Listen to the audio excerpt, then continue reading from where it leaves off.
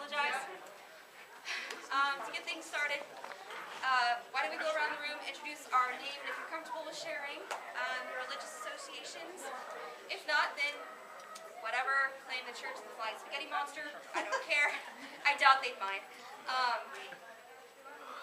Wake up faster. Okay, and to get us started, my name is Mara. I am a wicked lesbian and priestess of Aphrodite. You failed. I did not fail. You failed. Lies. You gotta come up here where I can actually hear you. I'm Adelaide. There it goes. Not really religious, except. Hey, there is a microphone, which I didn't have. I'm Adelaide. I am pansexual. My religion is something that's from a video game, Star Ocean 3, so everyone's just inside and trying MMORPG. I don't take that seriously, but that's just what I do. Hi, I'm Josh Malone. I'm heterosexual, and I don't have a religion. Heterosexual Josh. Yay! I don't believe you. Oh my God! Would they believe you? Would they believe him if he was wearing a big pink vest? I've done that. Year one. And That's not helping my case. all right, religion. I said I don't really have one. Okay, well, I think you can share if you like. If not, we will move on to Loki. Yeah, no worries. Christian, heterosexual. Yeah, and soon you will be. I gotta go back to my job. Y'all have fun. Later, We've Victor. already kissing gay guys I'm at okay. GrassCon, so you know how bad we should know that. I'm comfortable enough in my sexuality. Right? We're so proud of you, Josh. I've come a long way. You have Okay. a very long way. Moving along, we don't have a whole lot of time. Nope. All right. Anyone want to share your name and your religion? Well, Okay. I'm Caroline, and I'm heterosexual, and I'm actually Catholic. Oh, I apologize. All right. You don't have to share your religion if you don't have to. Yeah. I'm Dawn, and my religion is evangelical Quaker. All right. Moving on. Good for you. Okay.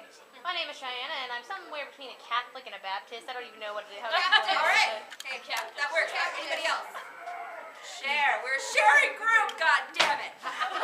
Careful there. Don't hurt My yourself. name is Charlotte, not wicked. Yay! Sister up. Okay. All right. Be like this I'm a lesbian. Hey. Right. Lesbian religion. It is totally a religion. It is. Always kneel at the altar. All right. The itty bitty titty. Or bend over it sometimes.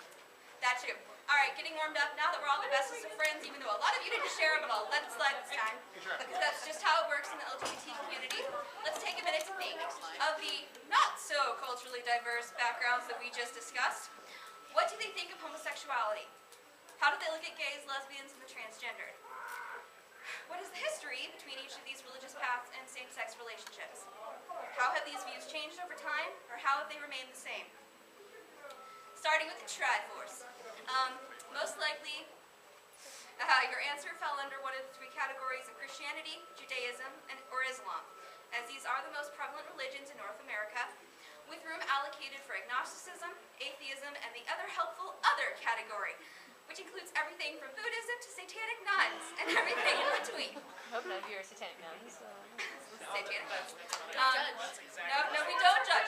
It's a yes. Yes. It's a judge-free environment. All right, now those of you who have a Christian background, whether or not you still practice that faith, did you know that early Christians believed in reincarnation and performed same-sex marriages? Christianity. While the Old Testament indeed quite clearly stated that homosexuality was a sin, even in the presence of canon, passionate same-sex relationships, which I will discuss later, nowhere in the New Testament, the new covenant between Jesus and God and man, does Jesus speak a word against it. That was all Paul. And in age of groups like the Westboro Baptist Church, you'd think that they'd have a little more recent material to damn us with, you know? All right.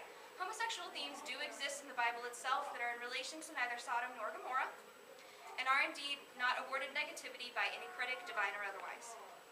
The first example of this is the relationship between David and Jonathan. David is praised instead for his devotion, adoration, and worship of the Lord, rather than criticized for his close relationship with Jonathan that he himself described as loving and entirely removed from his relations and interactions with women. I apologize, I'm going fast, but Hey, you know what? Is it- They ran You're over. fine. They ran Alright. us over. secondly, we have Ruth and Naomi, who nurtured and supported one another through difficult times and trials in their lives. Again, they were not looked down upon or judged for who they loved or how they loved each other. There are even scholars who associate Jesus himself with homosexual tendencies, suggesting that he had passionate friendships with Lazarus and or John the Evangelist. This outlook is understandably up for debate and heavily scrutinized, but the fact that it is plausible at all is slightly mind-boggling. I mean, I was raised Christian, though also highly interesting and also obviously equally controversial. Lastly, I refer to the Song of Solomon, where the beloved is likened to a gazelle, which is in at least occult mysticism and symbolism associated with virility, said to be fenced with roses, and that the lover is sick with love for the beloved. From Song of Solomon, you can read the verses yourselves. In and of themselves, they are not probably terribly conclusive. However, when we factor in that the beloved was modeled after men like David and Joseph, both of whom are associated with same-sex partnerships, and Joseph more specifically to gender variance, it becomes more clear that there are homoerotic associations present even in a sacred text such as the Christian Bible. Sorry. Judaism. You shall not lie with a male as with a woman. It is an abomination. If a man lies with a male as with a woman, both of them have committed an abomination. They shall be put to death. Their blood is upon them. A woman shall not wear anything that pertains to a man, nor shall a man put on a woman's garment, for whoever does these things is an abomination to the Lord your God. These are some pretty harsh words, aren't they? I'm kind of wearing pants Just right saying. Judaism holds a long history of hostility towards homosexuality of rather epic proportions, as these biblical verses has shown, prescribing strict punishment up to and including death in response to such immoral behaviors. Overkill, a little bit. In the beginning, it's thought that they were quite so vicious in their judgment of homosexuality because they sought to differentiate themselves from the Canaanites, people who had inhabited the land of Israel prior to the arrival of the Jews, and in order to dissuade their native practices of goddess worship, they were perhaps overzealous. Alright. Trying to decide if I want to go into this now or just move on. Alright. I am breathing. See, I haven't passed out on the floor. I'm good. Don't rush I yourself. know CPR too, but that doesn't help myself. Alright. You need to rush. Not very easily. Both gender and sexual variants were associated with goddess reverence. Thus, in order to eradicate the religion of the Canaanites, it was deemed necessary to also eradicate gendered and erotic practices linked to that faith, the most noted of which were sacred prostitutes, go figure, of both sexes, in service to the goddess Erythrat and her consort Baal. Does that sound familiar? Maybe, if you've read the Old Testament. If not, well, that's okay, learn through osmosis. Nevertheless, neither same-sex love nor transgenderism disappeared entirely from the ancient Hebrew world, nor did traces of the Canaanite goddess reverence. These elements have been dutifully observed in the stories of Noah and Joseph from the book of Genesis. Despite the severe commandments of Deuteronomy and Leviticus, stringent attitudes towards same-sex love and gender variance relaxed somewhat as struggles with the Canaanites lessened. At the least, it appears that passionate friendships between members of the same sex were tolerated and even celebrated.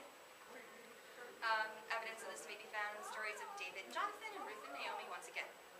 However, as contact between Jews and others, especially the Romans, increased, so too did the renewed aggression toward homosexuals. This renewed rise in hostility continued throughout late antiquity and into the Middle Ages, where several beliefs gained backing, including that men who engaged in same-sex eroticism would be visited by divine punishment. It was also believed that earthquakes and solar eclipses were punishment for the sin of male homosexual intercourse. I know, who knew that sex would really be that earth-shattering? I mean, we may be awesome, but I certainly wasn't aware that even the most dedicated couple has ever caused an earthquake. Just saying. Yeah, or eclipse. I mean, are they just that bright? Oh. Yes. It was bad on purpose. I'm sure some of you may try to prove me wrong, but please not during the panel. In spite of the continued animosity shown to them, homoerotic Jewish poets did begin to emerge markedly in the Middle Ages, and homosexuals were treated with markedly less venom. For example, poetry. The gazelle desired in Spain, lovely of form like the moon, with beautiful stature. Like Joseph in his form, like Adoniah his hair, lovely of eyes like David, he has slain me like Uriah. He has inflamed my passions and consumed my heart with fire. That's not too difficult to interpret. That the beloved was compared to God, and that the emerging poetry was quite clearly erotic spiritual, as opposed to strictly sexual, secular. It's been a long day. Freudian slip. Yeah, Freudian, well, yeah. Alright. Was made most evident by poet Moses, Ezra, who is considered the greatest of the Hebrew poets of Spain. Indeed, in one of his works, he compared the sight of his beloved to the moon at the edge of a rainbow, which is a blatant allusion to the prophet Ezekiel's vision of God. I can let you read that verse yourself, because again, I've got a lot of material. It should be noted that poets writing material from homoerotic content were typically also lovers or spouses of women, and would today be considered bisexual. With the expulsion of the Jews, who along with the Muslims were accused by Spanish Catholics of introducing homosexuality to Spain in 1492, this enlightened era regarding homoerotic love appears to have ended, and indeed for the ensuing 400-year period, little is still to be written concerning gender and sexual variance in the Jewish life. Islam. Related to but diverging from Judaism and Christianity in key matters, Islam is rooted in a belief that the biblical God, Allah, his message was conveyed most clearly by the Prophet Muhammad as expressed in the Quran. Following the all-embracing law of Islam is of utmost importance. While Sharia, there's a lot of foreign text in here, I apologize if I botch it, is supposed to be in accord with tariqah, the way to salvation. They are often used to describe two very different ways to lead a spiritual life. For while Sharia stresses obeying Allah, tariqah places self-exploration and mystical experience over conformity. As observed in homosexuality in Islam, the primary source of Islam, its revered scripture, the Quran, is very explicit in its condemnation of homosexuality, leaving scarcely a loophole for theological accommodation of homosexuals within the Islamic faith. The hostility of Islam towards same-sex relations is rooted in the tale of Sodom. While numerous Jewish and Christian theologians, especially of recent times, have begun to argue that the tale of Sodom concerns inhospitality rather than homosexuality, and Islam, though the link between these two is irrevocable. Hostility towards same-sex eroticism and transgenderism is also rooted in the pre-Islamic traditions of the Middle East, which included, one might even say emphasized, goddess worship, most especially of the goddesses Al-Lat, Al-Uzza, and Anat. These matriarchal traditions were led primarily by priestesses and gender-variant, often homosexually inclined men. With the triumph of Islam, the earlier spiritual traditions were suppressed and their followers either converted or slain. The spiritual and general authority of women diminished greatly, and those engaging in same-sex or transgendered eroticism were outcast. All of that being said, however, aspects of the earlier tradition survived in the subculture of Hujum. They also survived and were transformed by a tradition growing out of Islam which focuses on tariqah, a path of self-awareness and mystical experience, the way of Sufism. The Sufis have for centuries suffered at the hands of other practitioners of Islam, due in part to their mystical focus and also in part to their apparent acceptance of some forms of homoerotic and transgender behavior. It is this tradition which has inspired some of the most beautiful and additionally some of the most satirical male-love poetry in world literature. I'm afraid I didn't have an example of the satirical, which would have been worth a good laugh. I apologize. The expression of same-sex inclined and transgendered persons has increased dramatically in the world of Islam since the late 1970s with the arrival of Islamic fundamentalism. In 1987, two Islamic physicians described AIDS as a divine warning to those who engage in corrupt lifestyles and immoral homosexual and extramarital sexual intercourse, and those who do not live in accordance with Islamic ways. Friendly folks, weren't they? There are, however, signs that Islamic authorities are slowly beginning to reconsider the religion's positions on same-sex eroticism and transgenderism. One editorial argues that while it is true that Islam forbids homosexual practices, this does not mean that gay people should be subjected to violent crime or